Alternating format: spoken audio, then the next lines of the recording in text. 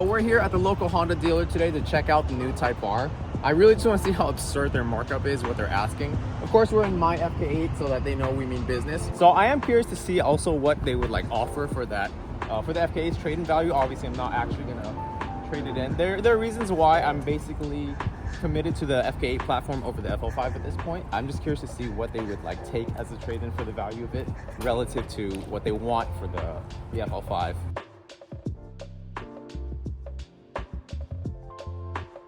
Absolutely love the GT wing styling. Very Porsche GT4-esque. So right now, there's no like markup shown, but I think we'll have to ask them what they're actually trying to mark it up for. Oh, there's another Type R in the lot too. So here's the interior of the FL5. Very, very beautiful. Refined, polished, super clean. I've heard a lot of people talk about the seats feeling better. In my opinion, I definitely feel less bolstered on the sides. The seats feel great, comfortable, but the FK8 seats definitely provide more support and bolstering. The clutch does feel a little heavier than stock FK8 clutch, which is good because the stock FK8 clutch can feel a little too light.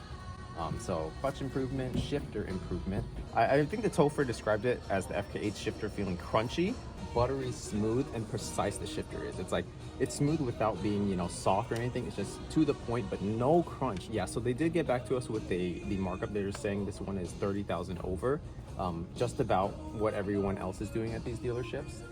But they're actually really nice here. They're allowing us to record and everything, which is awesome.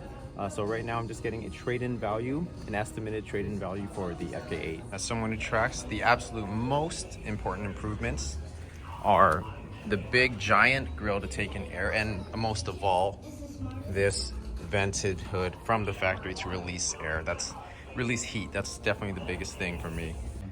The rear, very, very similar to the FK8's rear, right? Just standard Civic stuff with some red stitching and the cup holders instead of a third seat, just like the FK8. Red carpet, I am a fan, though the high maintenance of it would deter me away. We've all seen how old school red S2000 carpets turn out. But first of all, the Honda was actually very good service. They were really nice and, you know, inviting. They let us record, sit in the car and everything like that. So they were actually really cool about it. Shout out to them.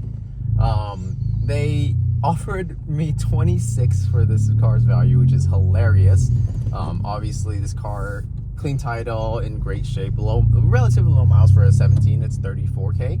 $30,000 for the markup. So basically they wanted to mark up the FL5 more than the value of this whole entire car, which is just, I mean, the dealership model is kind of hilarious in that sense. All right, so we're back from the dealership, and the manager actually came out and talked to me more because he thought I was a very serious customer because I brought the FK8 and stuff. So he actually told me that they could do the markup as low as 22K. That is still a really high markup, obviously, but the fact is they are willing to budge on the markup. And if the dealerships aren't selling the cars, eventually these markups will go down, down, down, and hopefully away. So just a mild comparison. So the seats, based off every review I've watched, I was surprised to feel that these seats feel better. The bolsters are higher here. The FL5 seats kind of push you up from the back and from the bottom, and the bolsters are shorter, so you're a lot less, you know, in the seat, in the bucket seat kind of thing. I would say this feels 15% more supportive. So looks, this one is completely subjective. The FL5 debuted with that really good trailer. I loved it right away. I immediately liked the FL5 stock for stock more than the FK8, and I still do. But I think with very minor modifications, like just doing the full Mugen kit, the FK8 just cleans up completely. It cleans up the edginess of it, like the fake carbon and the fangs and the front lip and stuff. You just cover all that with color match panels with the Mugen kit, and just like that, it reduces the edge and brings it to like a perfect level of stylization, in my opinion. The FL5 is very long. It's undeniably very, very long, and the reason I like the FK8 more, with, you know, just cleaning it up with the Mugen kit and stuff, is it retains a stubbiness to it that's kind of like signature of Civic hatchbacks as I think of them. But again, we'll have to see what the aftermarket produces for the FL5, and of course looks are purely subjective. Now performance, this is a big one. I mentioned earlier I'm committed to the FK8 platform versus the FL5 at this point, and a lot of that is to do with the performance. So there have been a lot of tests at this point, and basically every single person who has driven the car stock and shared their thoughts have said that the suspension is way too stiff, especially in R mode.